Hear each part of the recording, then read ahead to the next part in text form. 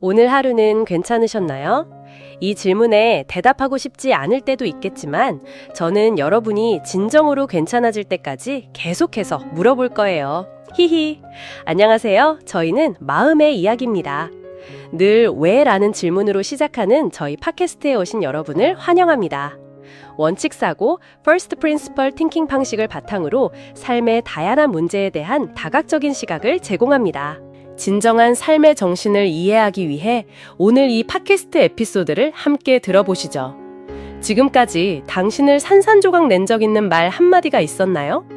딸이 꿈꾸는 학과를 따라가게 해달라고 엄마에게 간절히 설득하고 있을 때 엄마는 딸을 똑바로 가리키며 말했습니다.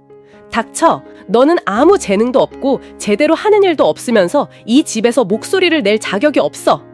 이 말을 들은 딸은 그저 울 수밖에 없었습니다. 그래, 정말 난 쓸모없는 아이야. 어릴 때부터 항상 그랬어. 아무리 조심해서 하려고 해도 만지는 것마다 망가뜨렸지. 난 서투르고 덜렁대며 손재주도 없어. 엄마는 늘 나를 쓸모없는 것이라고 불렀어. 그래서 나는 내가 폐기물 덩어리라고 믿었죠. 선생님은 칠반 앞에서 머리를 긁적이는 학생을 한심하다는 듯 고개를 저으며 꾸짖었습니다. 이 아이는 지적 능력이 부족한 것 같군. 또래들에 비해 사고력이 너무 떨어져. 이러다간 고등학교도 못 가고 미래도 없을 거야. 교실 아래서는 웃음소리가 터져나왔습니다. 어느 한 구석에서는 수군거리는 소리도 들렸죠. 아이는 혼자 그 자리에 서서 바닥을 바라볼 뿐 고개를 들 용기가 없었습니다. 이렇게나 긴 인생인데 그는 아무런 방향도 찾을 수 없었죠. 됐어! 나는 이런 자식 둔 적 없어! 이 말 뒤에는 무력한 한숨소리가 따라왔습니다. 그 가문의 맏아들은 문 밖에서 몰래 부모님의 대화를 엿들었습니다. 그가 그렇게 되었다는 것을 알게 된 순간부터, 그가 여자처럼 옷을 입기 시작하면서부터 아버지는 그와 눈을 마주치지 않았습니다. 아버지는 그를 피했습니다. 아버지는 그가 병에 걸렸으니 고쳐야 하고 정상으로 만들어야 한다고 말했습니다. 아버지는 그가 평범한 사람처럼 살기를 원했습니다. 때로는 정상이라는 말이 별것 아닌 것처럼 들리지만 한 사람을 산산조각 내버릴 수 있다는 것을. 그날 그녀의 마음은 무거웠습니다. 너 자신을 좀 봐. 네 엄마랑 똑같잖아. 엄마의 고집스러운 성격이 싫다고 말했지만 너도 엄마랑 다를 바 없어. 갈수록 나를 더 힘들게 해. 직장 스트레스만으로도 충분히 힘든데 말이야. 그녀는 진정한 사랑이 무엇인지 이해할 수 없었습니다. 어떻게 사랑하는 사람이라고 불리는 사람들이 그렇게 쓰디쓴 말을 할 수 있을까요? 그녀는 전에는 사랑하는 두 사람이 헤어지는 것은 적어도 제3자가 있거나 치료 불가능한 병에 걸리는 것과 같은 큰일 때문이라고 생각했습니다. 하지만 사실은 무관심, 불안, 불일치, 피로만으로도 한때 사랑했던 두 사람이 남이 되는데 충분했죠. 말 한마디 때문에 상처투성이 마음은 아물 수도 있지만 역시 말 한마디 때문에 멈춰설 수도 있습니다. 말은 칼날처럼 날카로워서 잘 선택하면 치유가 되고 잘못 선택하면 상처가 됩니다. 무심코 내뱉은 말 한마디, 의도치 않은 비아냥거림, 혹은 무심한 판단 한마디조차도 한두 사람의 마음을 산산조각 내는 도구가 될 수 있습니다. 그리고 이것이 제가 돈 미겔 루이스의 책 4가지 약속에서 배운 것이기도 합니다. 말은 주문과 같고 주문을 거는 사람은 마법사와 같습니다. 인간은 모두 마법사이며 우리는 다른 사람에게 주문을 걸거나 그들을 마법에서 풀어줄 수 있습니다. 신체적 폭력과 달리 언어 폭력은 피부에 흉터처럼 남는 외상을 남기지 않지만 정신 속에서 서서히 골마들어갑니다. 마음속 깊이 파고들어 사랑의 말이라면 새싹과 꽃으로 피어나지만 무심하고 쓰디쓴 말이라면 깊이 뿌리내려 모든 영양분과 생명력을 빨아들일 수 있습니다. 말을 내뱉은 사람은 기억하지 못할 수도 있지만 그 말 한마디 한마디는 듣는 사람의 마음에 단단히 박혀 기억할 때마다 그들의 내면의 상처는 격렬하게 아파옵니다. 심지어 어떤 사람들은 그 상처를 치유하지 못한 채 조용히 품고 떠나기도 합니다. 가장 슬픈 현실은 인간이 외부인보다 오히려 우리를 아끼는 가족들에게 무심한 말을 더 자주 내뱉는다는 것입니다. 부모는 아이를 질책하고, 자녀는 부모에게 독설을 퍼붓고, 친구는 서로를 비웃고, 형제자매는 경멸하는 태도를 보입니다. 인간은 낯선 사람의 입장에 자신을 놓아두는 데는 능숙해서 그들을 쉽게 용서하고 이해하는 척하지만 사랑하는 사람들에게는 쓰디쓴 말을 내뱉습니다. 부모는 상처 주는 말로 자녀의 자존감을 죽이면서도 늘 자녀가 성공하기를 바랍니다. 친구들은 외모를 비하하는 말을 내뱉고는 손을 휘저으며 농담이었어, 신경 쓰지 마 라고 말합니다. 이것이 바로 역설입니다. 언어폭력은 정의하기 어려울 수 있습니다. 가해자는 당신의 자존감을 해칠 수도 있지만 동시에 당신에게 깊은 관심을 보이는 척 할 수도 있습니다. 팟캐스트 초반에 나온 부모님, 선생님, 친구, 연인도 의도적으로 당신을 말로 상처 주려던 것은 아니었을 겁니다. 아마도 그 엄마도 어린 시절 상처를 견뎌야 했지만 그것을 인지하지 못하고 무심코 자녀에게 투사하고 있었을지도 모릅니다. 아마도 그 선생님도 그저 너무 막막해서 학생의 기운을 북돋아줄 방법을 몰랐을 수도 있습니다. 아마도 그 아버지는 외부의 소문과 비난을 두려워했을 뿐 본인은 여전히 아들을 매우 사랑했을 수도 있습니다. 아마도 그 남자친구는 업무 스트레스가 너무 커서 감정을 조절하지 못하고 여자친구에게 실수로 소리쳤을 수도 있습니다. 그 나쁜 행동들에는 무수히 많은 이유가 있지만 어째서 상처받은 사람이 다른 사람에게 또다시 상처를 주는 걸까요? 상처 주는 말을 하는 사람은 무심코 그랬거나 고의적이었겠지만 대부분 피해자의 내면적 심리적 상처를 이해하지 못합니다.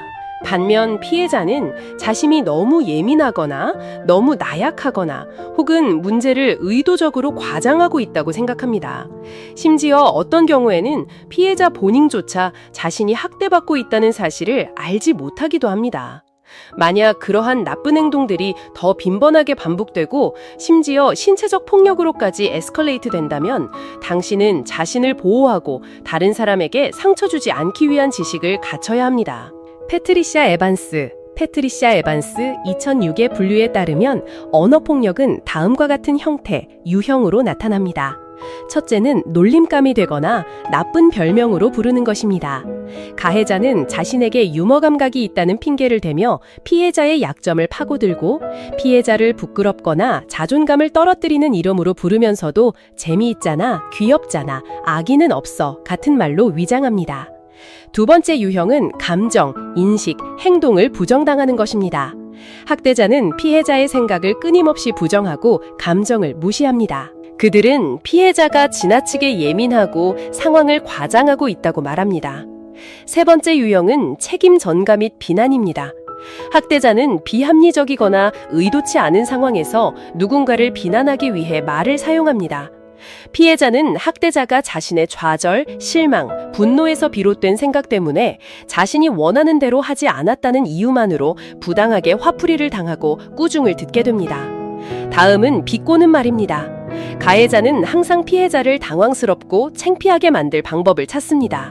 칭찬하거나 치켜 세우는 것처럼 들리지만 사실은 비아냥거리고 놀리는 방식입니다. 그 다음은 비판과 폄하입니다. 건설적인 비판에는 아무런 문제가 없습니다. 그러나 언어폭력을 사용하는 사람들은 피해자를 비난하고 잘못을 들춰내어 피해자가 무능하고 형편없다고 느끼게 하는 경향이 있습니다. 그들은 모욕과 수치심을 사용하여 피해자의 자신감을 깎아내고 약화시킵니다. 다음은 고립시키기입니다. 그들은 대화하는 것을 거부하고 대화 중인 피해자를 고의적으로 무시합니다. 심지어 피해자와 같은 방에 있을 때조차 그들은 피해자가 무섭고 외로운 침묵이 영혼을 괴롭히고 있음을 느끼게 만듭니다. 마지막은 위협 및 고성 유형입니다. 학대자는 소리를 지르거나 큰 소리로 말하거나 무례하거나 저속한 단어를 사용하여 피해자를 압도하는 경향이 있습니다. 그렇다면 언어폭력의 피해자라면 어떻게 해야 할까요? 이 심리적인 그림자를 어떻게 극복해야 할까요? 제가 앞에서 언급한 책 4가지 약속에서 두 번째 약속이 바로 답입니다. 어떤 것도 당신에게 영향을 미치도록 허락하지 마라. 피해자 본인은 자신이 언어폭력을 당하고 있다는 것을 인지해야 하며 그 후에 다른 사람의 폭력적인 행동에 대해 합리적인 접근 방식을 형성해야 합니다. 먼저 경계를 설정하세요. 상대방이 당신을 모욕하거나 소리 지르거나 위협하거나 폄하할 때는 그들과 대화하지 않을 것이라고 말하세요. 만약 그들이 그저 농담이었다고 말한다면 당신은 그 농담이 싫다고 단호하게 응수해야 합니다. 만약 당신이 설정한 경계가 넘어섰다면 대화를 중단하고 자리를 뜨세요. 심지어 그때 당신이 집에 있다고 할지라도 말입니다. 기억하세요. 당신이 안전하다고 느낄 때만 집으로 돌아오세요. 만약 가족 구성원이 화를 내고 진정할 시간이 필요하다면 집을 나서는 것이 합리적인 해결책입니다. 이때는 몇 시간 정도 자리를 비웠다가 스스로 준비되었다고 느낄 때 돌아오세요. 만약 학대자가 계속 화를 내거나 심지어 신체적 폭력으로까지 발전한다면 그들에게서 멀리 떨어지세요. 집에 어린이나 다른 취약한 사람이 있다면 그들도 함께 데리고 가야 합니다. 만약 낯선 사람으로부터 우발적으로 언어폭력을 당했다면 가장 좋은 방법은 상대방에게 상처 주는 말을 멈춰달라고 요청하는 것입니다.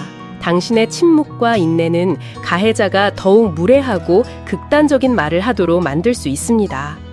따라서 가장 먼저 해야 할 일은 단호한 태도를 보이며 상대방에게 상처 주는 말을 즉시 중단하라고 요구하는 것입니다. 당신의 태도에 가해자는 무관심한 척할 수 있습니다. 그러나 논쟁하는 대신 당신의 말을 반복하세요. 당신이 하는 말은 전혀 건설적이지 않고 저에게 부정적인 감정만 안겨줄 뿐입니다. 우리는 여기서 대화를 맞춰야 할 것 같습니다. 그리고 갈등을 줄이기 위해 가해자에게서 벗어나세요. 다음으로 우리는 부정적인 비난을 무시하는 법을 점차 배워야 합니다. 삶은 항상 뜻대로 되지 않습니다. 비아냥거림이나 비난에만 집착하기보다는 자신에게 그리고 자신의 감정에 집중해야 합니다. 모든 감정은 단 6초 동안만 지속됩니다. 6초보다 길어진다면 그것은 아마도 당신이 그 감정을 연장하기로 선택한 것이고 그 감정들은 더 오래 지속되는 감각으로 존재할 것입니다. 즉, 상처 주는 말에 직면했을 때 잠시 멈춰서서 자신을 관찰해 보시길 바랍니다. 처음 6초 동안은 얼마나 화가 나고 고통스러울지라도 그 후에는 부정적인 말을 내뱉는 사람들이 얼마나 불쌍한지 좀 더 깊이 살펴보세요. 그들은 스스로 부정적인 에너지를 뿌리고 있으며 자신들이 전파한 것을 그대로 돌려받을 것입니다. 결국 그들은 스스로에게 해를 끼치고 있을 뿐입니다. 이제 당신이 해야 할 일은 열심히 배우고 일하여 자신을 증명하는 것입니다. 외부인들은 당신이 얼마나 노력했는지 보지 않고 오직 당신이 달성한 최종 결과만을 볼 뿐입니다. 이 시기는 정말 힘들겠지만 하찮고 가치 없는 일 때문에 상처받지 마세요. 당신이 허락하지 않는 한 누구도 당신에게 상처 줄 권리가 없습니다. 진정한 교육은 긍정적인 방법을 통해 우리가 더욱 성장하고 인식을 개선하며 스스로를 완성하도록 돕는 것입니다.